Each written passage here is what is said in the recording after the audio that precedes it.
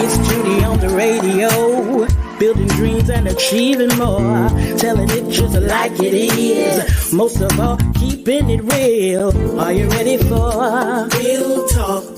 Changing lives and communities. Real talk. Saving all our families. Real talk. Bringing hope for you and me. Real talk.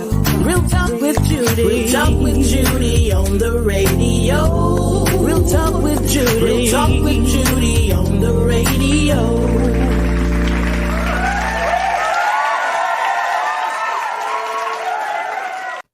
Well, good morning and welcome to the Real Talk with Judy live radio show, your number one talk show for empowering, inspiring, motivating, and helping women and other leaders to see that it is possible.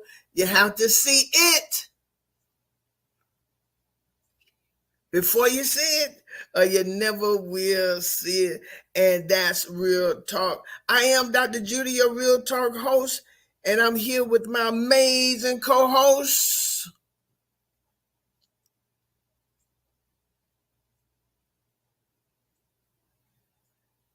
Dr. Q, I couldn't hear you.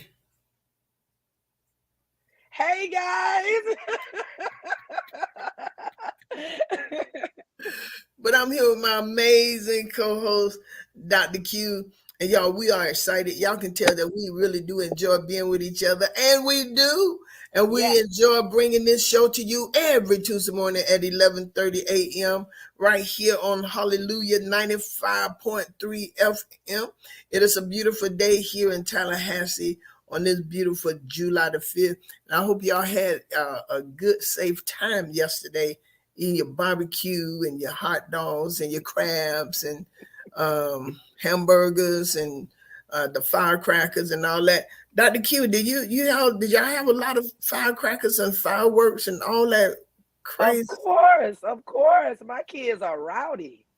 Your make kids a lot of noise. Oh, I can only imagine. Then I can only imagine. And they were saying sparkles and everything. Oh wow! And they were saying, watch out for the people who have PSCD? Oh, PSCD, yes. Yeah, because when they start hearing all those things and people start PTSD and people start coming off and that, oh, wow. And then the elderly, man, it sounds like Iraq or somewhere, doesn't it? It does. It does. That boom. Some of those bigger ones. Yeah. And you're like, are they ever going to shut up? Are they ever going to stop? Well, y'all, we were just talking about your 4th of July. Want to say to you all, thank you all so very much again for tuning into the Real Talk with Judy live radio show. Hey, I want you to do us a favor while we bring in, as I say hello to my mom and my husband. I want you to do me a favor, please.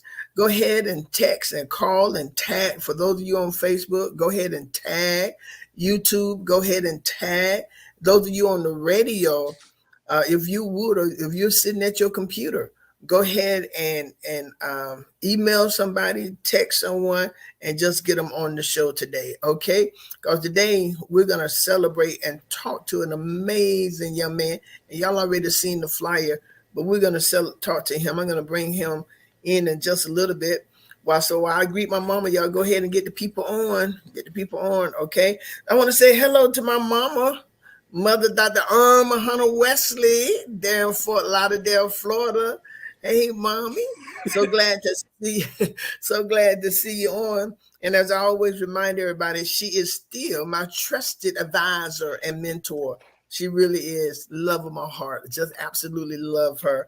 And to my awesome and amazing husband, Superintendent Gerald Mandrell, Senior Pastor of Life Changers. He is the reason I get to do what I do. Dr. Q, I was just thinking, man, we've been married almost 41 years.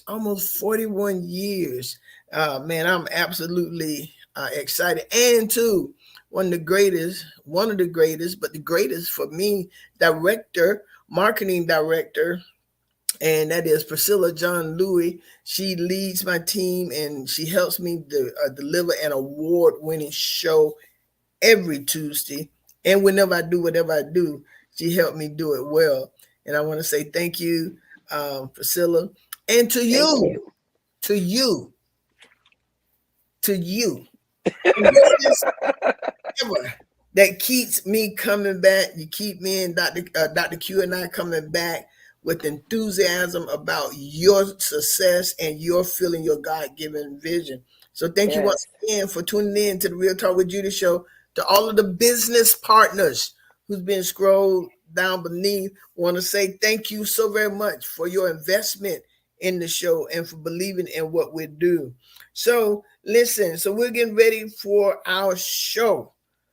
We're getting ready for our show, the Real Talk with Judy Live Radio show. It's about empowerment, inspiration, motivation, enlightenment, and awakening or helping you, especially my sister girls, to see your possibility, your God-given vision, even clearer than you do now, and helping you to go forth and to release your potential, okay, and to connect you with others who have done it, right? So our topic of discussion today, y'all, we have a young man who's from Tallahassee, who has been around the world traveling. He is an actor. He has won awards right here in Tallahassee. He's from Tallahassee, and we are so excited about him being on the show today. And we could not allow him to come to the city and not bring him on to talk about how he's making it. And I think that he is a great role model for so many young men who have dreams, Dr. Q. And sometimes we fail, sometimes we mess up, but we're gonna hear him talk today, ladies and gentlemen, all the way from Tallahassee via New York and all the other places. We want to bring to the show a award-winning Reginald L. Wilson. Hey, everybody. Thank you for having me, Dr. Judy. Listen, inviting me here. We're so glad to have you on here. Sugar Ray The Wright Way. Yeah. He's going to talk about, he got a big show coming up Saturday, a very big show coming up Saturday. And we're going to talk about that. But also, I invited him and he said, I got to bring him on. Could I bring this man on? Because this man has played a big part in his life, especially in what he's doing. And if you all been to any of the plays on FAMU, you've probably seen him. You've seen him raise up good actors and actresses. And I bring to you now the Associate Director of FAMU Central Theater, the Associate Director, Mr. Luther Wells. Woo! Hello. How's everyone? All right. How are you, Mr. Luther? I am well, thank you. I know they thought I was going to say Luther Vandross, but he did, right? Yes, he is. Okay, I can't bring him up. But Mr. Luther, it is good to have you here with us today. And Reginald, it's good to have you here with us. Thank you. So listen, some people know you all and some people do not. So Reginald, we'll start with you. Give people a little bit about yourself, a little bit about your background, and then we'll get into it. And then Mr. Luther, we're going to have you to do the exact same thing because some of the audience know you and some of the audience do not. Okay. All right, let's go, Mr. Reggie. All right. You've already said my name, Reginald L. Wilson. I keep the L in my name. A lot of people ask me why I say the L. It's because Samuel L. Jackson is my favorite actor. And my middle name is Lee, so I was able to steal that L and just keep it in my name. And my mom, Dr. Vivian Wilson, always talks about your name and what's in the name. So that's part of my motivation. So I keep the Reginald L. Wilson. And I'm from Tallahassee, Florida. I graduated from Florida A&M University Theater Department. I went to University of Florida for graduate school 10 days after graduating from FAMU. And I got my Master's of Fine Arts degree there. I ended up going to New York City with Woody King Jr. If you don't know that name, he was very instrumental in launching the careers of Denzel Washington, Felicia Rashad, Lawrence Fishburne, just to name a few. Wow. And yeah, so he saw me in a show at the University of Florida, and after the show, he said that I had to come to New York. Wow. And I know he was heaven sent because I had no idea. I had never been to New York, didn't know anything about New York. And, you know, he invited me up and I was able to intern with him for about 6 months. And that's when my career really, really took off. But before that, you know, I was in Tallahassee. I was at FAMU. I had quite a few stints at FAMU. Mr. Wells may talk about that. I started back in 1994. I wasn't ready. Mr. Wells, he let me know. I mean, Mr. Wells is a very honest person. He let me know that I wasn't ready. I didn't have the discipline back then. I was young and I was dumb and I was just very wild.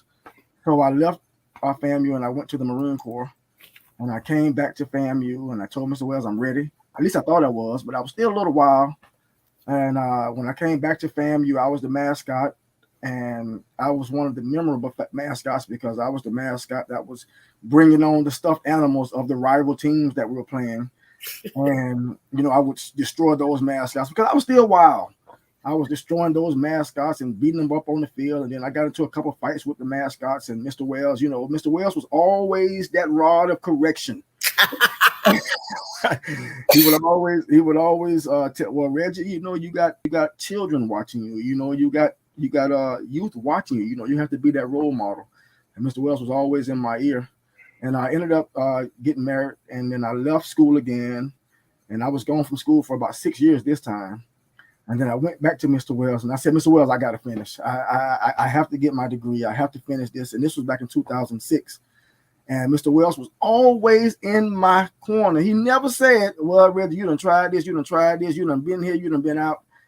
He said, let's do it. And he brought me in, and he was my motivation as well as my mother.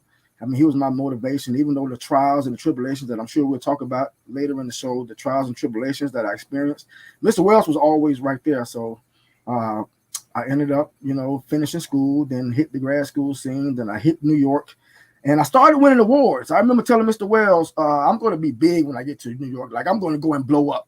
And Mr. Wells said, well, you know, you're just going for an internship. It's not going to happen. I don't know if it's going to happen that fast. But you know, through prayer and supplication and, you know, fasting, I got my first New York Times mention after being in New York for 5 months. Wow. And that's when it was known that I had a future in New York. And I always told Mr. Wells that I was going to make it. And when I make it, he was coming with me. And I made sure that I held to that. So in 2012, when I got my first big award in New York, the director of the show, he needed a band to build around my character. And I called Mr. Wells. I said, see if Mr. Wells will come to New York. See if he'll come. And Mr. Wells worked some things out. And guess what? In 2012, Mr. Wells was in New York City. Imagine that. Wow. A student and his mentor on stage together in New York City. Wow. And, you know, he came up and, you know, we did that show. And then a few years later, Woody King Jr., you know, who discovered Denzel, you know, he called me and we did Sugar Ray. And Woody King was the original director of Sugar Ray. And, you know, Woody King had a vision, but it wasn't the vision that we saw for Sugar Ray, like the writer and the way he wrote it, even though it was a good presentation. But then Mr. Wells came on, and Mr. Wells said, I see that. I see it different. I see you in the ring. I see you with some boxing shorts. I'm like, oh, but I got to get in shape. So then Mr. Wells came along, and we ended up working on it. We did a workshop at FAMU for about a week, and the president of FAMU came, and he loved it. And so we started building on that, and we ended up going to New York back in January when the pandemic was there and everybody was shutting down shows. Sugar Ray was standing. Wow. Well, we did Sugar Ray for the month of January 2022. At the height of the pandemic, we were there, and we never shut down. We never shut down for any sicknesses and all that good stuff. And now we're here. Wow. And we're so glad to have that was amazing. That was amazing. Wow. just to hear some of the things that how Mr. Wells just stuck with you, and but I and we're gonna hear from him. So I'm not gonna get into what you said yet because we're gonna talk about that in the show. But Mr. Wells, you sound like some kind of man that these young boys would need in their life. Reggie, that what you just told the whole world, that he needs to be there. Mr. Wells introduced, Reggie said so much, you probably got all our listening audience like, oh, I need a Mr. Wells. But Mr. Wells, introduce yourself a little bit to us. All right. I'm Luther Wells, Luther D. Wells, and I'm originally from Miami, Florida. Oh, really? I'm from Fort Lauderdale. All right. Well, yeah, I was born and reared in Miami, and I came to Florida A&M as a freshman back in 1979. And I graduated from FAMU in 84 and went back home and taught in public schools for 5 years. But the thing about, before I graduated from FAMU, I had a dream one night that I would be back at FAMU teaching. And I went on back home, and I taught in public school, and things happened. That lasted longer than I intended, but I ended up going to graduate school at the Ohio State University. I won't tell you what drove me to, but I went to graduate school at Ohio State, got my MFA, and my third year there for my thesis show. My mentor, the late Ronald O. Davis, Dr. Ronald O. Davis, who was the director of theater, came up to Ohio to see my show, my one-man show, and my thesis show. So he and a week later, after, he called me to offer me a job at FAMU. And I came back to FAMU in 1993, and I have been here ever since. Wow. And so I enjoy what I do. I love what I do. I first got the bug for theater in 4th grade. And ever so since 4th grade, I knew what it was that I wanted to do. And then in 8th grade, I knew that I wanted to teach. So it's been that kind of a road. My steps have been ordered. Let me put it that way. Yes, sir. My steps have been ordered. So I thank God for all that he has done and allowed me to do. I love what I do. I think what we do is important because we have to raise up the next generation. Yes, sir. Wow, that is awesome. But now you got me curious because I want to know what drove you to Ohio. Because you said you're not going to say it. I want to know what drove you to Ohio, Mr. Wells. Let's just say disrespectful children. Let's put it that way. Okay. In public school. Oh, okay. Oh, okay. And I wanted to stay free. I understand. I understand what he's saying. So listen, Mr. Wells, Reginald kept mentioning about, and one of the things that he said is that you told him he wasn't ready, and you could have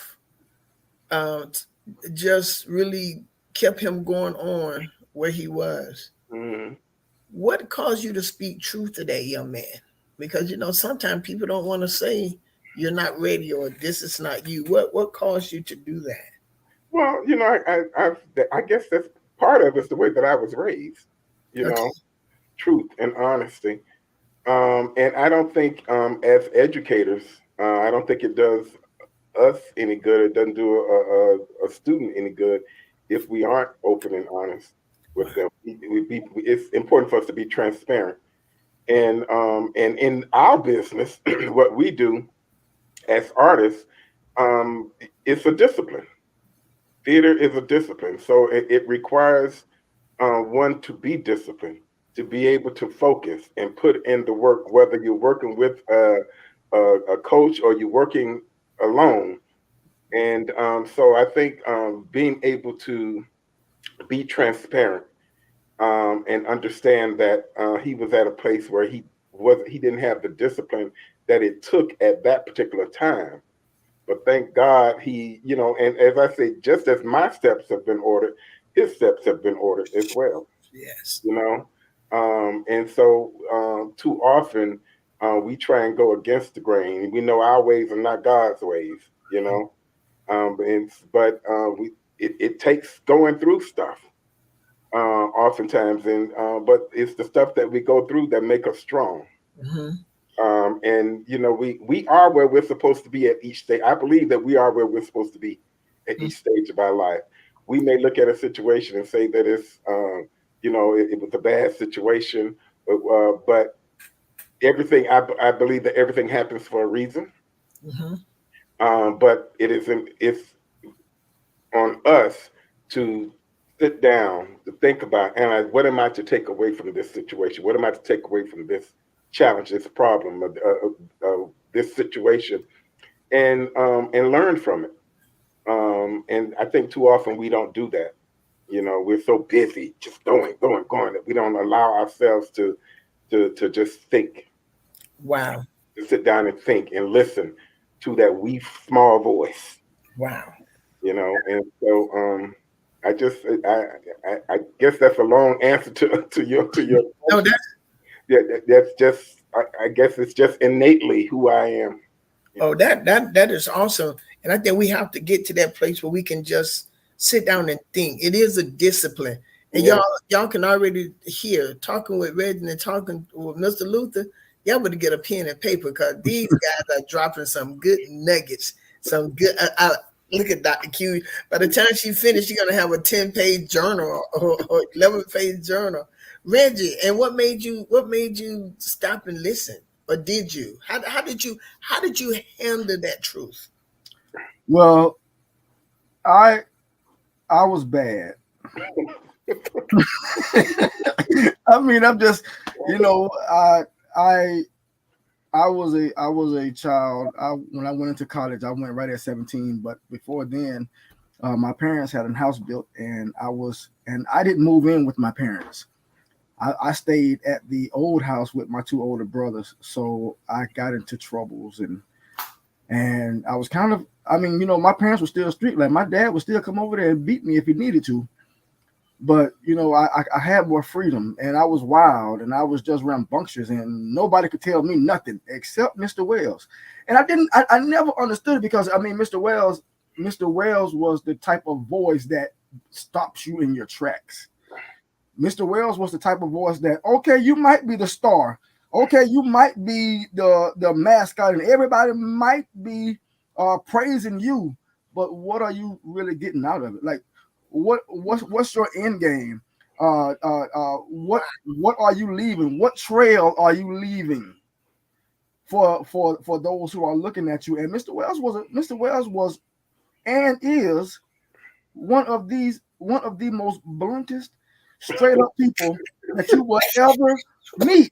He's going to tell you exactly what it is. And I think that was something that was new to me, because everyone knows that I'm a mama's boy. Yes. And mama babies me to this day. Hey, Dr. Wilson, really? Yeah, I'm a mama's boy. And my brother still call me today. When anything happens, they say, well, Reggie, you're the mama's boy. You need to go up there. So I'm a mama's boy. And Mr. Wells stood in at a time that, I was going through things with my father, and we didn't have that relationship. And Mr. Wells, he was there. And I'm telling you, when I say Mr. Wells was that rod of correction, Mr. Wells was that rod of correction. If it took Mr. Wells grabbing me and saying, Reggie, listen to what I'm saying to you, he did it. And for him to just have that, how you can feel when somebody cares? Okay. You can feel it. So my mom used to always say, no one cares what you know until they know that you care. And when I found out that Mr. Wells really cared, I was like, well, I've never really had this in life. Like, I never really had nobody that really, really just broke through this mask that I had on my face. I wrote the play Platinum Grill Spirit Field, and it talks about how you wear that mask because you don't want the world to see who you really are, and the hurt that you're holding inside, and the trauma and all of that stuff. Mr. Wells, he broke through that. And he said, no. If we're going to get there, these are the steps that you have to take. Wow. You can't skip this way. You can't go around this way. You can't take this detour. If you're going to get there, these are the steps. No matter what you think, go to the Marine Corps. Get your discipline. And one of the things that I didn't say earlier about Mr. Wells that I don't even know if I said this to Mr. Wells, but I don't know if it was the grace of God. I don't know if it had to be the grace of God, because when I got out of the Marine Corps and I went back to Mr. Wells, I saw him on campus and I said, Mr. Wells, I'm coming back. He said 2 words, come on. I said, oh, you're not mad at me? Because you know, I had a mouth. Reggie, were you the one doing World Youth Ministry basketball? Yep. Were you the one who be cussing out there? Yeah, that was me. That was me. Got suspended. Got kicked out the game. Suspended. Reggie, he was. I mean, Dr. Q. I'm telling you, this boy right here, from a child, from a little this man right here, very energetic. That's a nice way to put it, Mr. West. That's a nice way to put it. Very and to look at him today, and I really wanted to do this show for so many reasons, because one, Reggie, I want this show to be a celebration of you. Thank you. I want this show to celebrate where you come from, as far as you. And Mr. Wells has mentioned so many different times about we have to be disciplined. Mm-hmm. We have to be, and he said that you weren't ready, you wasn't disciplined. And he's mentioned, Mr. Wells has mentioned discipline, I don't know how many times. And I'm just thinking about our world, and some of these young men, they're not disciplined. They haven't had a Mr. Wells. Right. You know, and so listening to you, because you have said Mr. Wells' name, and we only been on for a few minutes, and you done said his name about 1,000 times already. You know, but Mr. Wells, for you to break through, because Reggie just mentioned that mask he had on, and for you to break through that. And he said he knew that you cared. I mean, this is powerful. Well, you know, while he was energetic, you could still see that there had been some seed planted in him, because you know that it starts at home. You know, it all starts at home, and he, like you said, he's a mother's boy, and his mother's a strong Black woman. Mm-hmm. She is a strong Black woman, and so while he may have been rambunctious and I'm sure she was, you know, she was still planting seeds and putting things in him. So in coming from a good home, you still, regardless of what is going on with the individual, oftentimes you can tell whether someone comes from a good home, if they've had some training or the discipline versus not. And unfortunately, I think that when you talk about many of our young men today not having that discipline, because then there's something, family structure, something missing from that family structure, you know. And it's unfortunate, but it's not too late. Mm-hmm. It's not too late. They just need to, you know, that right one, the right person to believe in them, trust in them, and they can do it. Mm-hmm. And it takes because Reggie mentioned he mentioned that you just never counted him out. You just even when he came back, it was come on, and then he left again, and when he came back, it's like he would go and come back. Yes, ma'am. And you know, the one thing that I have learned as an educator is you never count anybody out. You know, students, they come and they go. Some come back, some don't. But as I said, you know, our steps are ordered. And perhaps this was not the place for them to get what they need. Maybe they got what they, well, put it this way. Maybe they got what they needed while they were here. Okay. and it's time for them to get something else that they need somewhere else, you know. Again, you never know what. And oftentimes we spend time, we're talking to students, and it's like they don't get it. They don't get it, and you'd be surprised at how.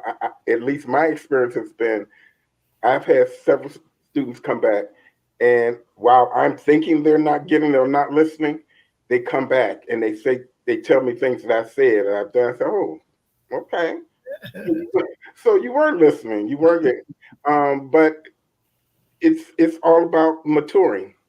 You know, you get nuggets, you get things along the way, and as life goes on, we have life experiences. It makes the whole person of who we actually become. We're ever evolving. We're ever evolving. Ever evolving. So we're never done. We're never done until we're done.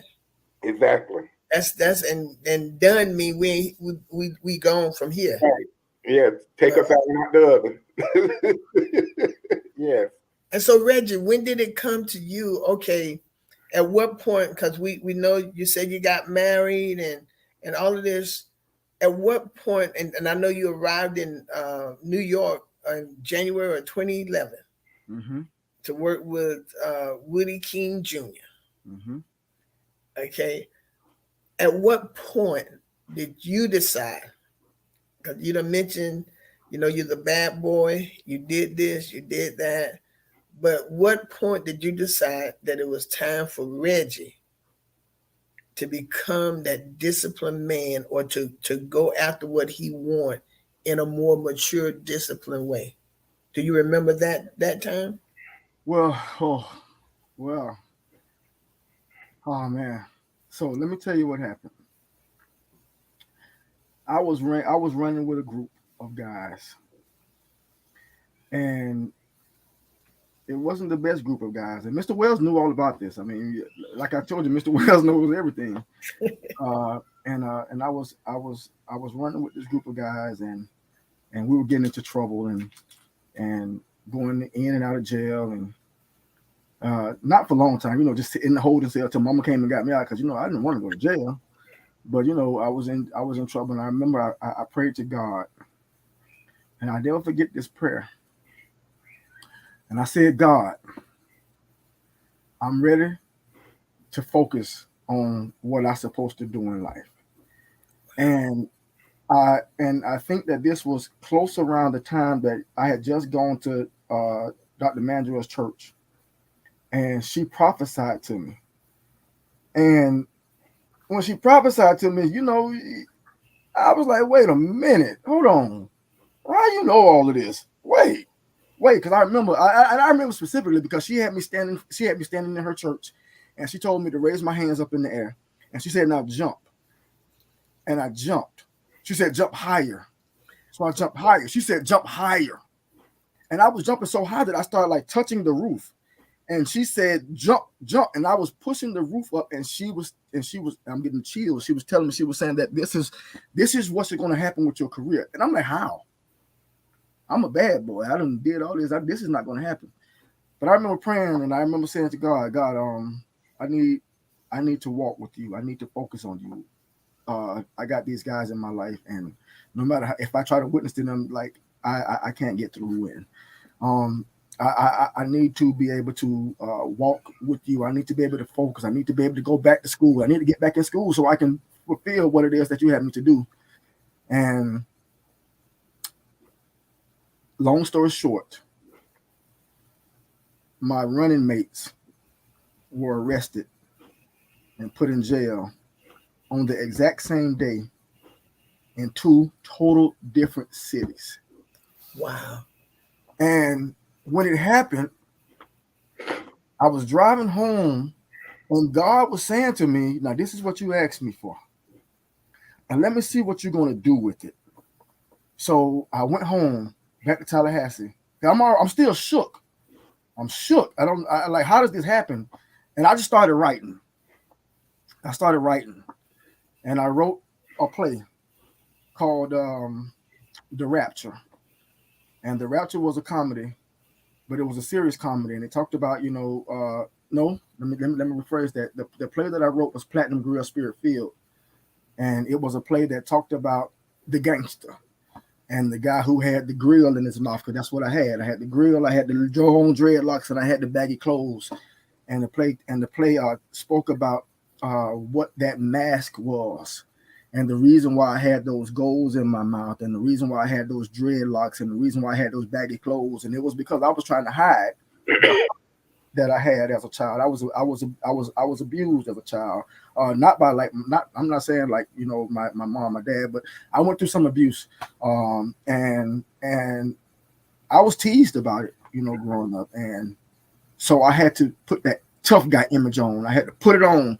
I'm not gonna let you tease me. I'm gonna be a thug. I'm gonna get these dreads. I'm gonna get this gold. But up under all of those clothes, you take up all of that stuff. And I had Theodis Stallworth. Mr. Wells don't know this either. I'm getting teary. But I wrote the character for Mr. Wells in the play. And the character was my brother. Well, he wasn't my brother, but he was the brother of the girl that I liked. And the character took Platinum on the street, went to his environment, went to his playground, and told him, "You got a call on your life. You got a call. You got all this stuff on, but it's all the innocent to hide what God has for you." And it was in that play that I realized that even with this stuff on, I'm called, and I've been through what I've been through because I have the ability to go through to those guys and pull them out the way Mr. Wells pulled me out. Wow. So Platinum Grill Spirit Field, it talks about the relationship that I had with Mr. Wells. That's what the book of that play was about. Wow. In the night. Wow. And Mr. Wells knows, and the thing about it, Mr. Wells, he knows who those running mates was because I tried to get one of them to go to college. Like I tried to get him, I said, come follow me. I tried to get him in college. I took him to Mr. Wells. Mr. Wells, help him too. So, I mean, it's like, Mr. Wells, he's my hero. He's my angel, Superhero. A real superhero. A real life superhero. Yes. Well, I think it's important. Something that what in listening to this, and you were talking about our young Black men earlier, Doctor, and I think that hypermasculinity is a big problem, and the reason why so many are get themselves in trouble, trying to hide who they really are, because of fear or of what people are going to say or think. And I think here we have Reggie as a prime example. You can't worry about that because all of us have a calling on our life in some way. All of us have been placed here for a reason. We have to figure out, we have to discover what that is. And if we just simply allow, God will take us to where he wants us to go. Wow. Dr. Q. Wow. Ooh, listen, I am so encouraged, empowered. Yeah.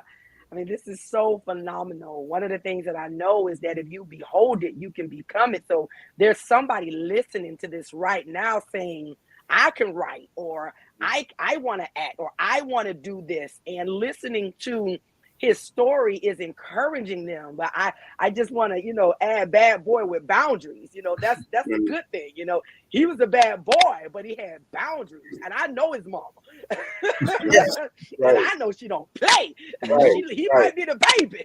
He just get the less lick, but he gonna get his share. Right. But I know that she, put into him that ability to respect. And so I wrote down a bunch of W's. So I want to say this, that you're either a Mr. Wells or you need a Mr. Wells. You got to find yourself in the equation, because like he said, God has given all of us a purpose, and you are right where you need to be. But are you recognizing the Mr. Well in your life? And so I wrote down the weight of his voice, because he said that Mr. Well's voice carried weight. And so we've got to check the weight behind our voice. That comes from him believing in himself, believing in his call, knowing who he was. Mr. Wells wasn't wrestling with his identity. So you got to know who you are. At 8th grade. He knew what he wanted to do. And then the wisdom that came out of Mr. Wells, he recognized the voice of wisdom, because somewhere along in life he had heard wisdom. So parents, we have to be the voice of wisdom for our children, so when they're not with us, they can recognize that wisdom. And then he talked about work ethic and the steps that it was going to take, the discipline that it was going to take. He didn't run from it per se. He put it on pause. And when he was ready to put the discipline in, he came back to a place that he knew would recognize and respect his worship. And then he had to have a winner's mindset. I'm coming in. I want to win.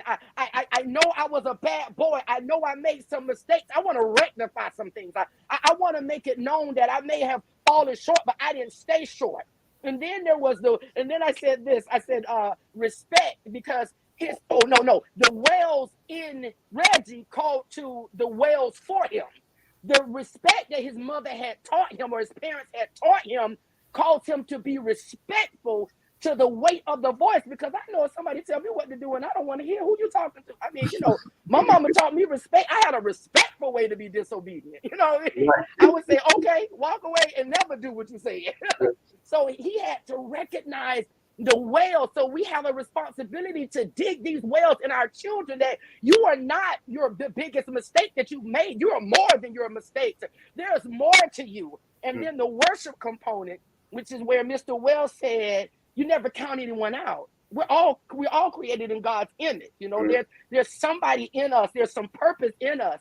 He recognized that God had given him this opportunity, and I'm just grateful to be here to witness it. I'm gonna probably preach this. Thank you guys. I appreciate you for my next sermon. Thank you for sharing. Man, this is absolutely powerful. And so, ladies and gentlemen, and I see the comments, and thank you all so very much for tuning in. And y'all, please share this, because now comes this Saturday, January the 9th, here at Lee Hall's Auditorium. You're going to see this bad boy with boundaries. You're going to see this bad boy who have changed, who have made an imprint, an impact in life, along with his mentor, who would be sitting out there, however it were, his mama, his family, some of the other people. We'll get to see him in a one-man show this Saturday, July 9th, at Lee Hall Auditorium. Look at that flyer. Look at that flyer. I want y'all to see the flyer. Look at him. Look at that. That's him. A one day only, July 9th. Tickets are $25. And I tell you what, you're going to have to, and Reg, I'm let them, maybe they can contact you, but I want to give away 4 tickets. Okay. But y'all got to call this number. Can they call your number, Reg? Yeah, they can call me. All right, y'all call him so he can have your tickets ready. Give him the number, Reggie. 850-879-8973. Again, that's 850-879-8973. And are we giving these to the first 4 callers, or how are we doing it? First 4 callers. First 4 callers. First 4 callers. That's who's going to get the ticket. The first 4 callers. And when you're the first 4, you're the first 4. I'm paying for them. And we want you to enjoy yourself. So tell us how we got here, Reggie. Saturday is going to be awesome, but tell us how we got here. Tell us about Sugar Ray Robinson, because talking to him, y'all probably like me, because the thing say Sugar Ray the right way, but I said Sugar Ray Leonard. Leonard. That's who first came to my mind, because I didn't know Sugar Ray Robinson was Sugar Ray Robinson. So talk to us, Reggie. All right, so Sugar Ray Robinson was the original pound for pound greatest boxer ever, and that's where the term was coined. That he fought in 5 different weight classes, from he went featherweight, welterweight, all the way up to light heavyweight.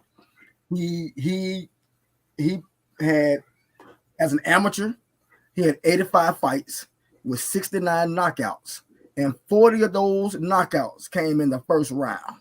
What? So he was a bad boy. I mean, wow, he could not be stopped. And he in his career, he had over 200 fights. Even when he was supposed to retire, at the age of 40, when he was supposed to retire, he had 40 more fights then. And out of those 40 fights, he only lost 9. And, you know, that's the career of champions right now. And back then, you know, they were fighting 2 times a month, 3 times a month. I mean, it wasn't like they were waiting and building the scorecard and getting everybody to do the pay-per-view. No, they were fighting. I mean, they were fighting. But this show is not really about the fighting. This show really talks about, I mean, it talks about some of his boxing achievements, but this show really shows his humanity. And it shows the things and trials and the tribulations that he went through as a young boy all the way up. He talks about his, everybody knows I'm a mama's boy, and he was too. And he talks about a great deal about his mother's, his relationship with his mom, his relationship with his sisters. And he died in 89 from Alzheimer's. So the way Mr. Wells has taken the show, and the way Lawrence Holder, who was the playwright, Lawrence Holder also wrote When Chickens Come Home to Roost, which is the play that got Denzel Washington his awards. He also wrote Zora, which got Felicia Rashad her awards, and he wrote this play. So Mr. Wells took the script, and Mr. Wells said, wait a minute, because when I first did it with Woody King, it was more of a flashness. Like, let's show his flashness, because Sugar Ray was the first black boxer that was also an entertainer. He was the first black athlete that was also an entertainer. So this show really shows his entertainment side, his dance and his playfulness, all of the women that he was married to and things like that. It showed all of that. And the original production was a presentation of that. Hey, this is sugar, this is sugar, this is sugar. But Mr. Wells said, no. That's easy. Wow. And I'm telling you, this is Mr. Wells again. That's easy, Reggie. And you could do that's easy. That's the easy way to do it. You're going to do some work. You went to school, you went to grad school, you're going to work on this project. So I know people that follow me on Facebook, they see I do this 5 days a week, 30 minutes a day. I do a workout 5 hours a week, because I got to make sure my body is right for the show, because Mr. Wells has me on the stage in shorts and some shoes. So I'm out there, and Mr. Wells, he took the life of Sugar Ray. Sugar Ray talks about it when he was a little boy, and he was first invited to a priest, and you heard it was a priest who invited him to the basement because he had a boxing gym down there. A preacher discovered Sugar Ray, and he went down to the basement as a little boy, and of course his mama was against it, you know, just like my mama. I don't know, Reg, I don't know.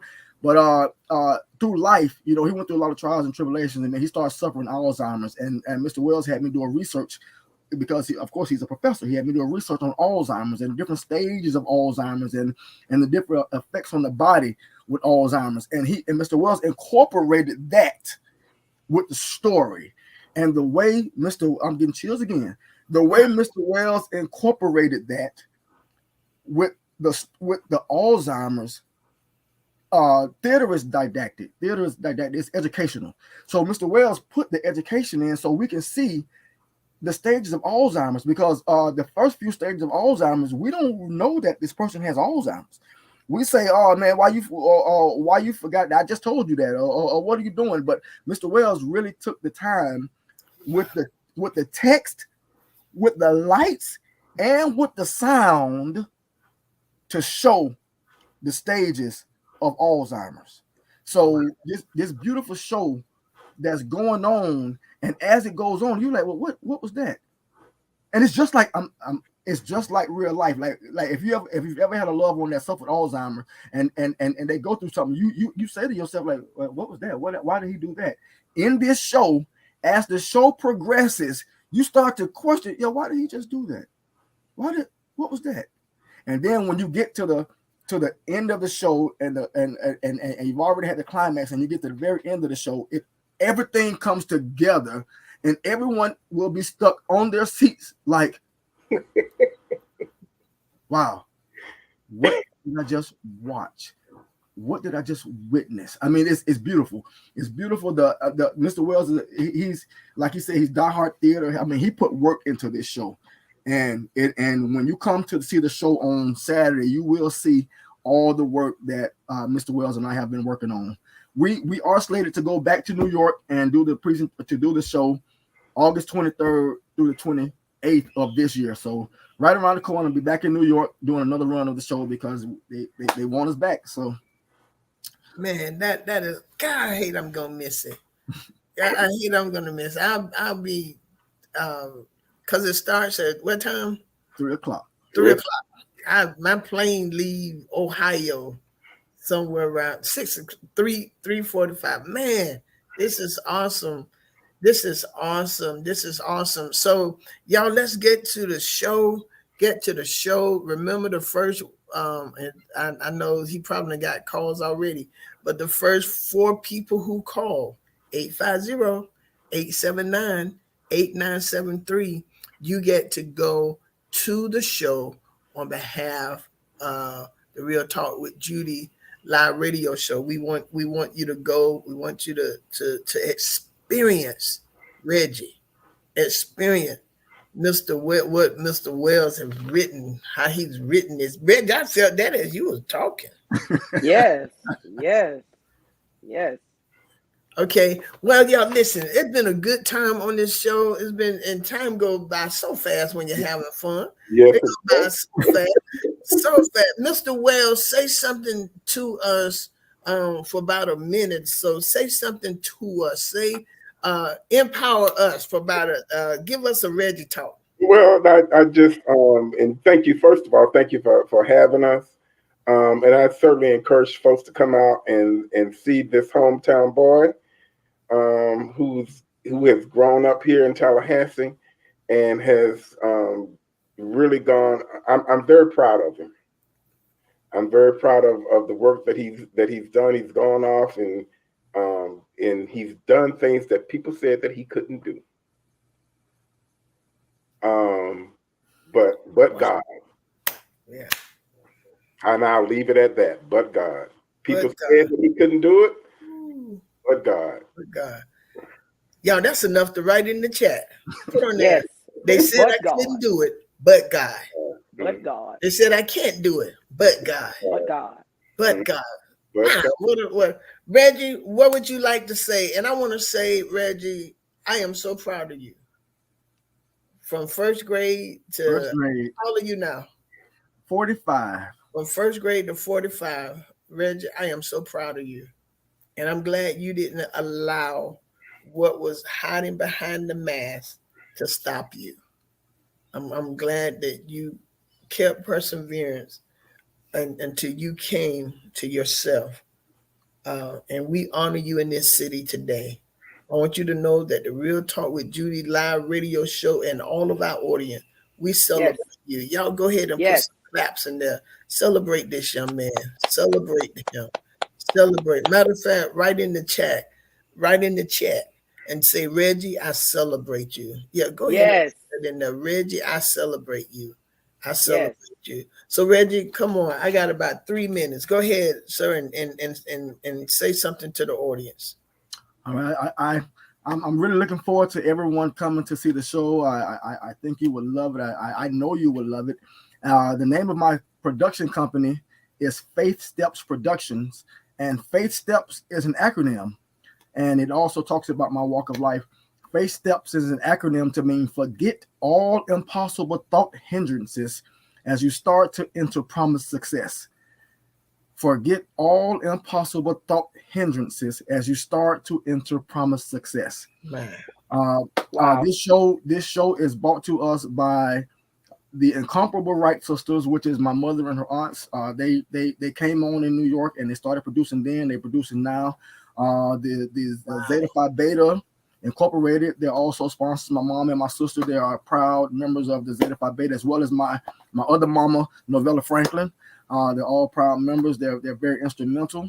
Mr. Wells, like I said, I love Mr. Wells dearly. Mr. Wells is my father. Mr. Wells, he knows the role that he's had in my life.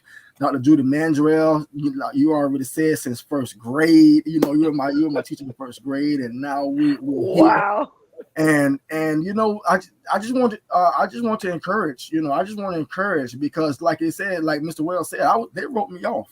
Like I was wrote off. They told me I wouldn't do it. They said I couldn't make it. And, I went through things and I was talked about. And one thing that they always say is that let your work show. Like you don't always have to defend everything that people are saying. Right. Let your work show. So that was one of my missions. Just let the work show. Let the work show. Let the work show, and God will arise. And I just made sure I kept God first. I made sure I kept my Faith Step production. And my sister and her husband, they made this shirt for me, Faith Step production shirt. This logo was done by Derek Thomas, who was also another Tallahassee native. One thing that I always said, I like to bring it back home. I'm a Tallahassee boy. So I'm glad to be back at FAMU. Mr. Wells and I, we were talking about it ever since New York. We were like, we got to bring it back to Tallahassee. We got to do a show in Tallahassee for a larger scale. I mean, we did a workshop for the students, but we want to bring this back for the larger scale. And then my aunt Marion, who is the most vocal of the Wright sisters, she called. She was like, "Well, Reggie, we're going to be down there in July. Like, let's do it then." And Faith Steps started stepping. And and now we're at this point now, and I'm just excited, and wow. I'm just happy. I'm ready for this show on Saturday. I'm ready to come in and make you laugh. There will be a lot of laughter. There's a lot of laughter, but there are some tearjerkers as well, because it's a real life play, and the way Mr. Wells has directed it, you experience those moments. We're not running over it. He's gonna let you taste those moments for a minute before we move on. I love it. So when you walk out, you will know exactly what the show was about. I love it. Again, the tickets are available on Eventbrite. Just Google Sugar Ray Lee Hall, and they're on Eventbrite. Okay, so y'all go get your tickets. Except for the 4 who are going to get these, go ahead and go to Eventbrite, Google Sugar Ray, and get your tickets. Let's pack that place out, Tallahassee. Let's pack it, Leon County, Gadsden County, Jefferson, Madison, everybody. Y'all just come on, because Reginald Wilson is living proof that God got something good on the inside of all of us. Yeah. Created us in his image and after his likeness. And God wants us to prosper. You just got to settle yourself and be disciplined. Yeah. So thank you again, Mr. Wells. Thank you again, Reggie. Thank you so very much. Ladies and gentlemen, you have listened to the Real Talk with Judy live radio show. And I promise you, this show, I know, has blessed your life. So do me a favor. Go ahead and share it on your page with somebody else and be blessed. We see you in the future. Y'all ain't bad. Y'all making things happen. That's Real Talk. Join me tonight at 7:30 for Life Changes Bible Study. Right there by way of Zoom. We have prayer points first, and then we have Bible study, and then join us again Sunday morning at 11 a.m. We're going to have communion service. But guess who's preaching Sunday morning? That's right, Elder Terrence Booker. Listen, that's Real Talk. We'll see you, and tune in next time at the same time. Love you. Real talk with Judy. Real talk with Judy on the radio. Real talk.